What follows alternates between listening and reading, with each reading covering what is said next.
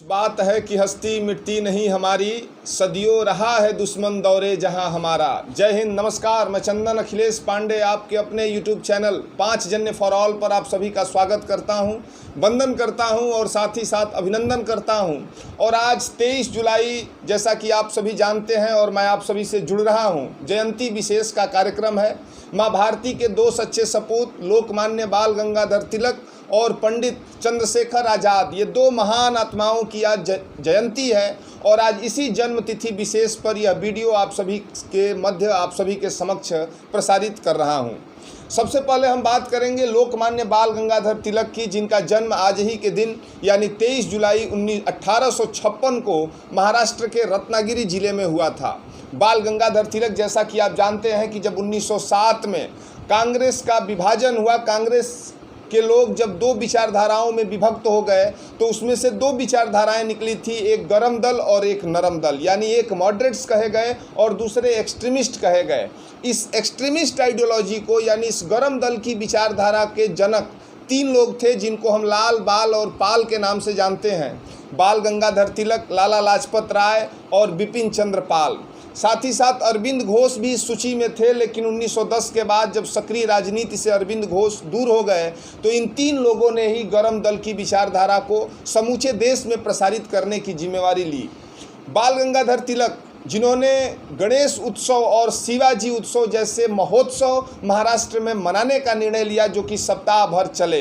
इन महोत्सव को मनाने के पीछे धार्मिक कारण जरूर था, लेकिन बाल गंगाधर तिलक का मुख्य उद्देश्य इन महोत्सवों के जरिए समूचे क्रांतिकारी विचारधाराओं को एक जगह संगठित करना था और क्रांतिकारी विचारधाराओं को पूरे भारत में अग्रसारित करना था, पूरे भारत में प्रसारित करना था। यही लोकमान्य बाल गंगाधर तिलक हैं, जिन्होंने 1916 में आयरलैंड से एक महिला एनी बेसेंट भारत आती हैं और लोकमान्य तिलक और एनी बेसेंट मिलकर के all India home rule league की स्थापना करते हैं। और इस होम रूल लीग की स्थापना का मुख्य उद्देश्य देश में यानी भारत में स्वराज की प्राप्ति थी, यानी स्वशासन ही होम रूल लीग का मुख्य उद्देश्य था। मराठा, इन्होंने एक पत्रिका भी प्रकाशित की जिस पत्रिका का नाम केसरी था। मराठा भाषा में यह पत्रिका प्रकाशित होती थी। केसरी के माध्यम से उन्होंने चापेकर बंधुओं का, क्रांतिकारियों का समर्थन किया, अंग्रेजी सरकार की आलोचनाएं की और अंग्रेजी हुकूमत की आलोचना करने के कारण इन्हें 6 साल तक मांडले जेल में भी रहना पड़ा। अपने जेल में रहने के दौरान इन्होंने श्रीमद् भागवत गीता पर एक भाष्य लिखा, जिसको गीता रहस्य के नाम से हम सभी जानते हैं। यानी गीता रहस्य नामक भाष्य भी लोकमान्य बाल गंगाधर तिलक की ही रचना है। 1 अगस्त 1920 यानी 1 अगस्त 1920 को माँ भारती का यह सच्चा सपूत यानी बाल गंगाधर तिलक चीर निद्रा में सो गए, यानी हम सभी से विदा हो गए। तो ये थे बाल गंगाधर तिलक, जिन्होंने भारतीय समाज को सुधारने में, अंग्रेजी हुकूमत के खिलाफ भारतीयों को संगठित करने में और धार्मिक मान्यताओं को साथ लेकर के भारत को स्वतंत्र कराने में इनकी अग्रणी भूमिका है। और आज कृतज्ञ राष्ट्र इनको नमन करता है, इनको प्रणाम करता है। आगे हम बात करेंगे शहीद पंडित चंद्रशेखर आज़ाद का, जिनका जन्म आज ही के दिन यानी 23 जुलाई 1906 को मध्य प्रदेश के झाबुआ जिले में हुआ था। हालांकि जहां इनका जन्म हुआ था उस गांव को आज हम चंद्रशेखर आज़ाद नगर के नाम से जानते हैं। बचपन से ही क्रांतिकारी तेवर वाले आज़ाद उस समय राष्ट्रीय पटल पर आए जब हमारे देश में जलियांवाला बाग नरसंहार हुआ। और जलियांवाला बाग की जो घटना घटी, उस घटना ने चंद्रशेखर आज़ाद के अंतस को झकझोरने का काम किया। जलियांवाला बाग घटना से दुखी होकर के महात्मा गांधी के सानिध्य में आए। महात्मा गांधी के द्वारा जब असहयोग आंदोलन चला तो उस असहयोग आंदोलन में चंद्रशेखर आज़ाद ने अपनी अग्रणी भूमिका निभाई। लेकिन 1922 में जब बिना कुछ कहे महात्मा गांधी ने अपना आंदोलन वापस ले लिया तो बहुत सारे लोग थे जिनका कांग्रेस से मोह भंग हो गया और मोह भंग के उस सूची में चंद्रशेखर आज़ाद का भी नाम था। चंद्रशेखर आज़ाद महात्मा गांधी की विचारधाराओं से दूर होते हैं हिंदुस्तान सोशलिस्ट रिपब्लिकन आर्मी के सानिध्य में जाते हैं, उसकी स्थापना करते हैं और क्रांतिकारी विचारों से, क्रांतिकारी गतिविधियों से अपने नाम और अपनी पहचान को समूचे देश में उजागर करते हैं। एक घटना उस समय भी घटती है जब जलियांवाला बाग हत्याकांड के खिलाफ जब आंदोलन चल रहे थे। उस आंदोलन के दौरान जब चंद्रशेखर आज़ाद को पकड़ा गया था, उनको अंग्रेज जब कैद किए थे, उस कैद के दौरान 15 बेतों की सज़ा भी सुनाई गई थी। ये कहानियाँ हम पाठ्यक्रमों में अपने पढ़ते हैं। हर बेत सहते गए चंद्रशेखर आज़ाद और भारत माता की जय बोलते गए, और उसी घटना ने चंद्रशेखर को चंद्रशेखर आज़ाद का नाम दे दिया।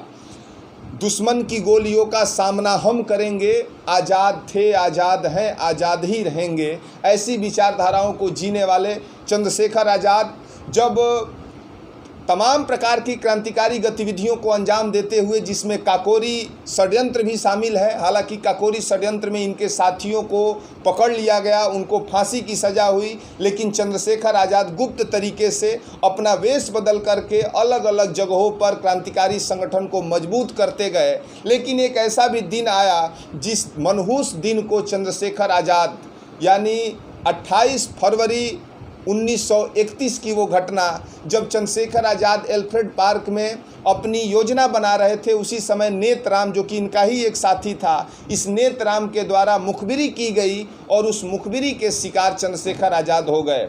अंग्रेजी पलटन एल्फ्रेड पार्क में आती है, चंद्रशेखर आज़ाद के साथ मुठभेड़ होती है और अंतिम गोली तक चंद्रशेखर आज़ाद अंग्रेज़ों से लोहा लेते हैं। जब एक गोली बचती है तो जैसा कि उन्होंने स्वयं में सिद्ध कर चुके थे कि हम अंग्रेजी के गोलियों का शिकार नहीं होंगे, अपने ही पिस्तौल से उन्होंने स्वयं को गोली मार ली। यानी माँ भारती का यह सपूत सदा के लिए सो गया और एल्फ्रेड पार्क में ही उनकी मृत्यु हुई थी।